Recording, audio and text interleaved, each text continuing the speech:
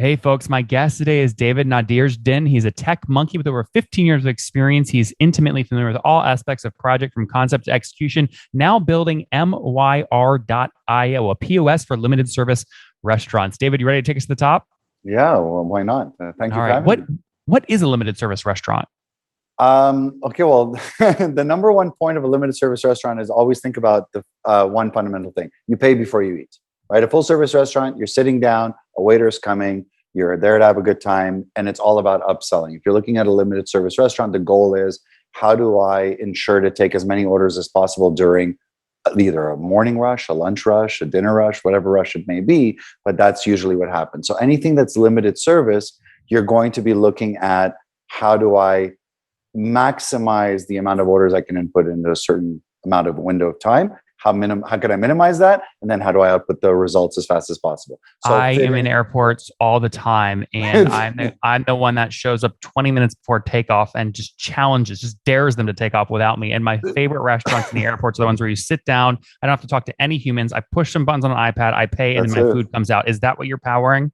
We're powering that. We're powering that, and that's where it's going towards. But what we're starting to see is that there's a huge niche in a huge segment of limited service restaurant that are simply not being catered to. They're still being catered to with old, they're not antiquated, but enterprise-based solutions. Much like NCR or Micros. They're not being catered to really fundamentally with cloud-based systems. And what it is. Take, for example, any mom and pop type of pizza chain, right? Anybody who's still using a Casio cash register, they have a franchise across, the United States or Canada, 400 locations. And now they need to go into this digital world, which is today's reality, right? Everything is now changed, especially with the pandemics. That's like accelerated everything. But how do you now deal with this plethora of not just lineups out the door, but now you have orders coming in digitally. You have orders coming from third-party integrations, direct integrations, Uber Eats and Grubhubs and Postmates. And so, David, who are you replacing? Like, why doesn't Toast? Why isn't Square? Why isn't PAR? Why doesn't Ordermark? Why don't they handle this kind of stuff? Well, because they've originally all started with, so let's go back a second. Square has started with fundamentally a general point of sale for everybody and anything, right? So they're a point of sale that is all about a payments company. If you're looking at actual POS like Toast, like Lightspeed, like Touch Bistro, for example, they were built and inherently servicing a full service market industry. So naturally, their technology stack didn't grow and evolve for what the actual limited service needs are. When we originally started about 12 years ago with the tech stack, and the company's only been founded 5 years ago, we were approached. Wait, how's that work? How did you start 12 years ago, but you were founded 5? Well, because I used to have my own digital studio and I used to develop a lot of applications and custom applications for different customers. And a third wave coffee shop approached me and said, we want to build a POS. And that was the time when I said, why do you want to build a POS? I said, go get one. And they said, none of them are doing what we need to be doing. And this specific point of sale that they wanted was to say, we want to mimic what Starbucks has done. We want to mimic what McDonald's has done, right? McDonald's and Starbucks, back then, there were full service restaurants and chains. And when these, I don't know if you remember still, when you walk into a McDonald's, you would have a cash register system. All of a sudden, they switched over into their own bespoke POS. They didn't look at full service restaurant technologies because those full service restaurant technologies were not answering to their pain points. Got it. And they built their own system. So basically, what we ended up doing is building 12 years ago a cloud-based POS that was solely focused on what McDonald's was trying to deal with, which is maximizing top line revenue, not dealing with a single location at a full service restaurant, which is what's a pizza shop paying you all in today monthly to use the technology on average? Base price will go from $79 and we can go all the way to $299. I mean, it really depends. Everything's a la carte. Everything is, you pay for what you need. And this is something that's very unique in our system because if you're David, hold on real quick. So what would you say the average? I mean, would the average be like $150 a month, something like that? 129. 129. Okay. And is it just the flat SaaS fee, or do you take a percentage GMV as well?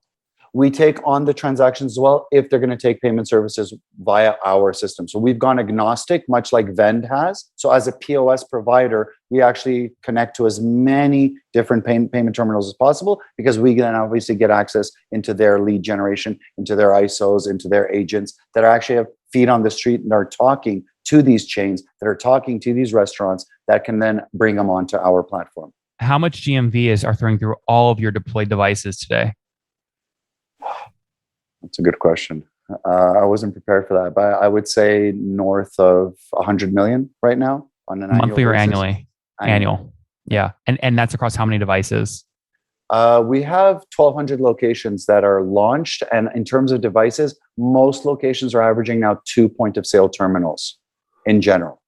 Okay, got it. So it's 2,400 devices that you've effectively shipped. Yep. Interesting. Okay, Yeah. let me get more of the backstory here real quick, because some of the most successful SaaS founders, the ones IPOing today, they start off as an agency like you did 12 years ago. So I love your founding story, but I want to dive in because I see the big successes, but I also see founders build a big agency that just does $1 million a year and they get addicted to that revenue. They never shut it down to build the bigger SaaS opportunity. So tell me about that. How big was your agency and did you shut it down? We were at 45 employees. I mean, we're from Canada, so obviously, we're a little bit smaller than in the States, but we got up to about 45 employees. We were doing everything from development to, everything that had to do with digital creative. So from motion graphics to, whatever was required around a campaign on a digital side. And what was biggest revenue year across the 45 people and how much? 2.5 million annually. Okay. So that's not an easy thing to shut down. No, it's definitely not an easy thing to shut down. I shut it down because I just realized that I was going to burn out as a founder because, dealing even with my partner, I had a great team. When you're running 20 different projects, you're dealing with 20 different clients that have 20 different types of budgets, 20 different understanding of what those budgets are, of their technical requirements, of their timelines, of their modifications. And it just never ends. It's a continuous cycle that you're always chasing after the revenue. And I was like, this doesn't make any sense because the active capital is nice, but if I'm going to keep doing this well past my 40s, one, I hope I still stay relevant, and two, I want to have the energy to keep chasing active capital. So I was like, okay, how do I turn this into a passive situation, right? Passive capital is obviously the name of the game, especially for SaaS. I mean, there's an active portion to it, but once you establish your baseline, you're making passive capital, right? Like the sweetest industry that I've ever seen is still merchant services. Anything that's in payments is phenomenally lucrative because totally. Yeah. So close out the agency story though. So what did you shut it down? I shut it down with my partner. We decided to part ways. He wanted to go into a gamification type of SaaS model, and I wanted to go down this path, which was. Did you have to buy this technology from him, or did he let you take it? No, we built it for a specific customer, and that customer, I ended up buying it from him. Oh, so, I see. Interesting. Yeah. Smart. Yeah. Okay. So what does the cap table look like today? Did you own 100% at the beginning of the SaaS company? I owned about 90% with certain partners. And then now we're still with my co-founders. When we decided to go serious about this, we're now sitting still at 75% equity. Everybody else is sitting in common shares. We have some great investors that came in. One of our investors is Lester Fernandez, who's the co-founder of Pivotal Payments, co-founder and CFO of Pivotal Payments. They went public about, I think, a couple of years ago, maybe a little bit more, at a $5 billion market cap. They used to be Nuvei. Now they're a payments company called Pivotal. He invested into us. He sees what we're trying to do. And what we're trying to do is we don't have delusions of grandeur. We're not looking to go after Square or Toast or any of that. What we're trying to do is become an ISV that a payment acquirer is going to want to work with. What's ISV? So independent software vendor, basically. Okay, got it. And just to be clear, just to round up the equity story real quick. So you guys own 75% today. Investors own 25%. How much have you raised to date? 1.25. And we're currently raising our Series A at 5 million. Okay, hold on. So this is a lot to unpack. You raised 1.2 million in what year? Last year. Okay, so during COVID. Wow. Okay, so what was that, a priced round? Yeah, it was a priced round. We did it at 7.5 pre-money, and we've exponentially grown since then. We're going to be ending this year with a top line revenue over 2 million, and our ARR is going to be sitting at about 1.25 based on our prediction of what's going to happen by the end of this year. But most fascinating number that we have, and this is during COVID and during the pandemic, is that our net churn is less than 2% annually. Got it. So, okay, got it. So on an annual basis, your net dollar retention is 98%. Yes. I see. And when you say that you're raised 1.2 2 on a 7.5 pre. Was that the right valuation, or do you regret it looking back? No, I don't, because time was of the essence, right? We could have started to play that game and negotiate and everything, but it was a fair round. It allowed us to do what we needed to do. It allowed us to prove that during that raise, we actually got to positive EBITDA during COVID. So we proved to ourselves that we can do either of two things. We can either wind down the growth and generate cash, or we could start to raise more and generate value, right? So we're really in a sweet spot in what's happening right now. And the most important thing is that most of our sales, most of our client base, we shifted from SMBs, because everyone starts with SMBs, right? Independent locations. We are now closing more franchises and multi-locations than we are SMBs. So we're just shy over 1,200 locations. Less than a third of that are actual customers, right? So it shows that we are really in that sweet spot of multi-location management. Sorry, so when you say 1,200 locations, you're saying there's 400 brands paying you on average 3 locations? Correct. I see. So 400 brands, you're doing $120,000 a month today in revenue? Yes, exactly. A little bit less, because we're still in November now. And we're going to know our numbers by the end of January, because what we do, because we collect SaaS, which is our internal, we also make money on hardware, of course, it's a necessary evil, but we also make residuals on merchant services, and we always receive those residuals a month later. So we're always one month behind. Got it. So maybe like 100, 110 right now, but where were you exactly a year ago? We were at less than half of that. Okay. So maybe like 50,000, something like that. We ended the year at 48,000 actually in monthly recurring revenue. Okay, got it. So nice growth, 100% year-over-year growth. You're raising $5 million now. What valuation are you targeting? 20 million pre-money. Do you think you'll get it? Yeah, absolutely. We actually have two partner acquirers in the United States that are looking at our file carefully right now. We already have 2 VCs that want to follow, not as leads, because they finish all of their rounds as leads this year. So we're open to talking to different people that want to hear our story and where we want to go. Raising 5 on 20 pre or 25 post would mean you're selling 20% extra of the business, which means your 70% would now go down to something closer to 58, 57%. Why do you want to take that dilution? Because right now is the opportunity for us to grow. If the longer, like I said, the longer that we delay, we can start to generate a healthy profit and just be a company that grows steadily. But now is a massive opportunity for us. We're starting to see that, just to put in perspective, we just started to send our sales reps across the country in Canada. How many sales reps do you have?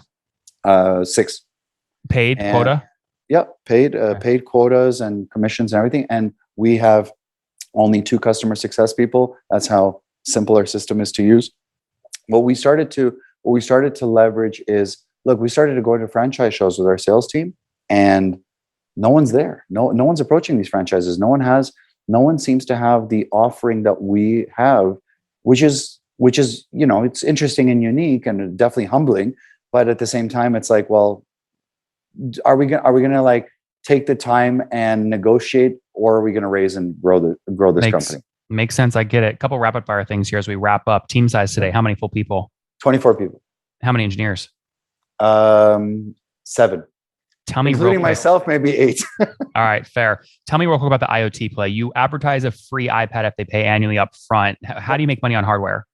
So other than the iPad, and iPad is only if they have specific criteria that they're eligible for that. But we make money because we're dealing with only 2 suppliers. We have Blue Star and we have Apple. So what we're doing is we invoice. We're obviously making a markup on that. And what's great is that we don't have to deal with any of the RMAs. Furthermore, all of our installations are not done by us. There's a third-party company that handles KFC, Pizza Hut, and Burger King across North America. So they do all of our installations for us. Wait, be specific. So a pizza shop signs up for you. They need to install 2 of these POS systems. What's that cost to install 2 POS systems, the hardware?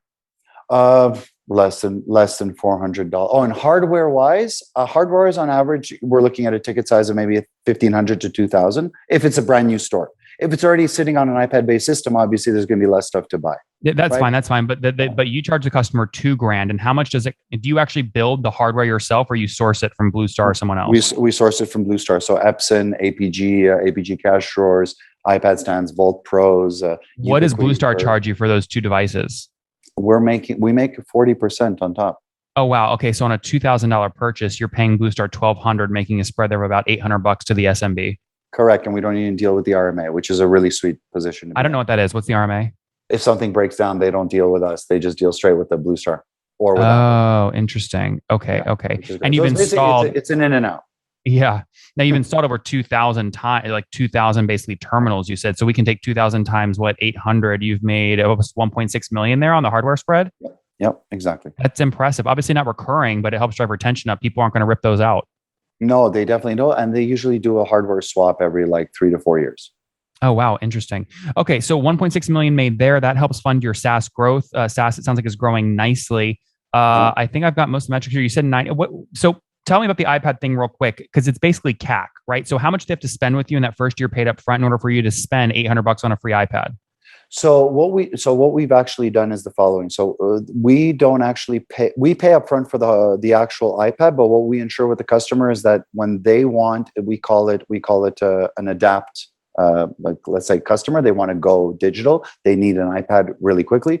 As long as there's eligibility criteria. They're in business for 2 years, so we know that they're not going anywhere. They sign a personal guarantee. They pay us upfront 1 month, and then we add on top a monthly SaaS of approximately $15 to $20, which cover, and they pay for a year up front. So we'll finance the iPad, but they're now our customer. And have you raised debt financing for the business to subsidize the iPad sales? Yes, we have. So we're financing ourselves with the BDC. We're now talking to SVB Bank that's now actually transitioned to Canada. So they're very aggressive, which is good for us. And what's also great is that in Canada, we have a huge research and development fund. So most of our development is subsidized by the government. Yeah. Shred financing, 60% kickback effectively, right? Exactly. Even up to 75. Yeah. The BDC, some of the deals I've looked at with them helping Canadian founders raise, I've seen interest rates as low as 4%. Are you in that same range or a little higher because you're earlier? No, we're actually in that range. 4%. Interesting. Very cool. Actually, last year they gave us a no interest loan that we just have to pay monthly. God, you gotta love government money. Gotta love the printing press. Who cares about inflation? It works. Screw inflation. I'm just gonna stay exposed to Bitcoin, and you guys keep printing money. All right. Yeah, that's right. David, let's wrap up with a famous 5. Number 1, favorite book. That's a very good question. I would have to say Homer's The Odyssey. I'm a mythology freak. Number 2, is there a CEO you're following or studying? Elon Musk. Number 3, what's your favorite online tool for building Myr? Which basically, by the way, guys, stands for Manage Your Rush. So what do you mean by managing my rush? That's an interesting question. No, like your favorite tool for building. What do you use the most? What's funny is that I'm an old school Basecamp. So 37 Signals would also be one of those books I would like to put into the first answer. Number 4, how many hours of sleep do you get every night? I try to do 6 to 8. Okay. And David, situation, married, single, kids? Girlfriend, no kids. Not married. All my employees are my kids. Fair. All right. And how old are you? 41. 41. Last question. Something you wish you knew when you were 20. What I know today. Anything specific though? You know what? It would be. I may probably people watching this will see that I'm kind of like jumpy, passionate, whatever. To take more time before responding to any questions. Guys, there you have it. David founded myr.io back 5 years ago, spun it out of his agency, which was doing 2.5 million a year in revenue, 45 employees. Again, shut it down to build this SaaS tool because he likes the recurring revenue, doing $48,000 a month last year, growing to $110,000 a month now today. Nice growth, raised 1.2 million seed last year at a 7.5 pre, now raising 5 on a 20 pre, hopefully, as they look to scale. They're making money both on SaaS and also installed devices, helping restaurants, small chains, coffee shops manage those POS systems, both online and in person. They've deployed 2,000 systems. They make about 800 per system installed, so call it 1.6 million in revenue there as they continue to scale with their team of 24. David, thanks for taking us to the top. Thank you so much.